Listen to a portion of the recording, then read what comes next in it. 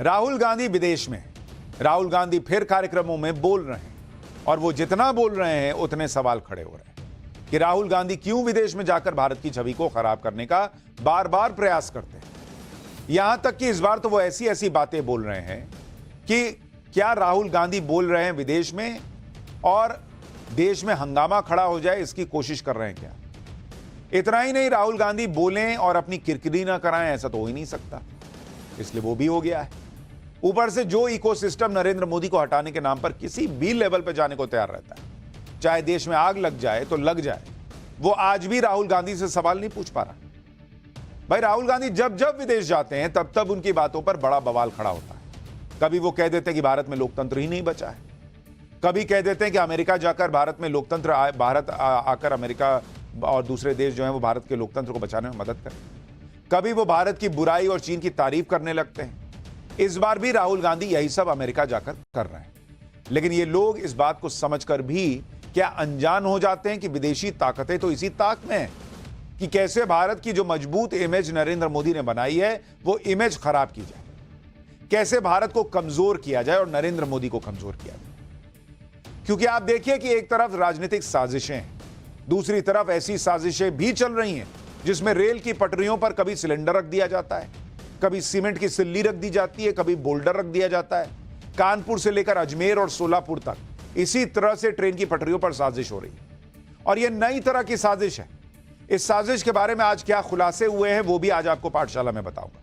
लेकिन पहले राहुल गांधी की बात करते हैं जो इस वक्त अमेरिका के दौरे पर गए हुए हैं। और हर बार की तरह इस बार भी राहुल गांधी विदेशी जमीन पर वही राजनीति कर रहे हैं जिस राजनीति में भ्रम, झूठ और अफवाहों के अलावा कुछ नहीं होता। राहुल गांधी इस तरह की बातें अमेरिका जाकर कर रहे हैं कि उनकी ही पार्टी से राहुल गांधी ने जो रायता फैलाया है वो समेटे नहीं सिमट रहा। क्योंकि लोकसभा चुनाव में इंडी गठबंधन ने यही माहौल बनाया कि नरेंद्र मोदी आरक्षण खत्म कर देंगे। लेकिन अमेरिका जाकर राहुल गांधी ने एक नया रायता फैला दिया। जब अमेरिका में राहुल गांधी से आरक्षण पर सवाल किया गया तो उन्होंने कह दिया कि कांग्रेस पार्टी आरक्षण को खत्म करने पर सोचेगी, लेकिन उसके साथ उन्होंने एक शर्त भी जोड़ दी। एक बार राहुल गांधी ने क्या कहा है वो सुन लीजिए आरक्षण को लेकर, फिर आपको बताऊंगा कि उनके बयान पर कैसे बवाल खड़ा हो गया। But we will think of scrapping reservations when India is a fair place. And India is not a fair place. Now, that creates a problem. Because there are many people who come from the upper caste, right? Who say, look, what have we done wrong? Right? Why are we being punished?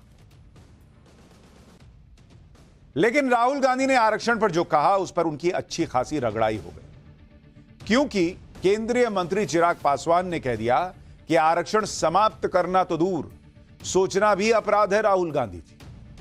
Mayawati ने भी social media post में राहुल गांधी पर हमला बोला और कहा कि राहुल गांधी के इस बयान से स्पष्ट है कि कांग्रेस सालों से आरक्षण को खत्म करने की साजिश में लगी हुई।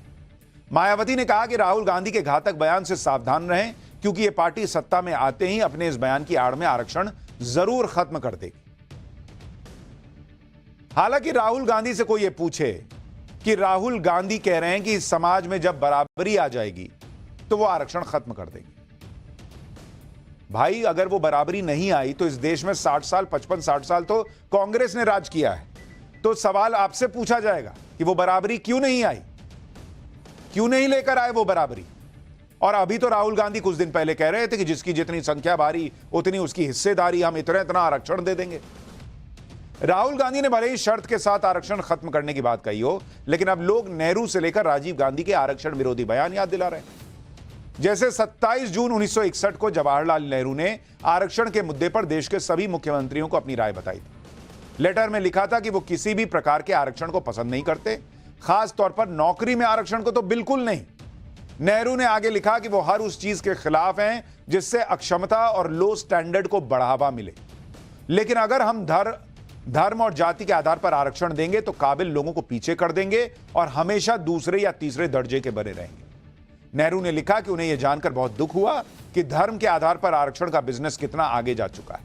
हम हमेशा पिछड़ों की मदद करें, लेकिन क्षमता से समझौता किए बिना, क्योंकि दूसरे दर्जे के लोगों के साथ हम पब्लिक सेक्टर या कोई और सेक्टर कैसे खड़ा कर पाएंगे। यानी जवाहरलाल नेहरू की नजर में आरक्षण देना दूसरे दर्जे के लोगों को मौका देना था। यानी जवाहरलाल नेहरू की नजर में आरक्षण देना ऐसे लोगों को आगे लेकर आना था जिससे देश की प्रगति जो है वो प्रभावित हो जाएगी। अब लोग याद दिला रहे हैं ये नेहरू जी वाली सोच राहुल गांधी में भी है क्या? अच्छा, नेहरू जी की बात नहीं है। इसी तरह इंदिरा गांधी का केस देखिए। इमरजेंसी के बाद जब जनता पार्टी की सरकार बनी तो इस सरकार ने 21 मार्च 1979 में मंडल कमीशन का गठन किया। लेकिन जब 1980 में इंदिरा गांधी की फिर से सत्ता में वापसी हुई, दिसंबर 1980 में मंडल कमीशन की फाइनल रिपोर्ट आई।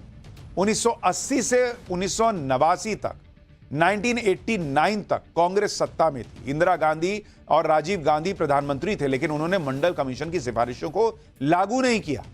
इसके बाद वीपी सिंह की सरकार आई जिसने कमीशन की सिफारिशों को लागू किया, और जब वीपी सिंह ने सदन में मंडल कमीशन की सिफारिशों को मंजूरी दी तो उस दौरान राजीव गांधी नेता विपक्ष थे। 6 सितंबर 1990 को राजीव गांधी ने लोकसभा में मंडल कमीशन की सिफारिशों का विरोध करते हुए कहा था कि हम सभी का उद्देश्य जाति विहीन समाज बनाना होना चाहिए।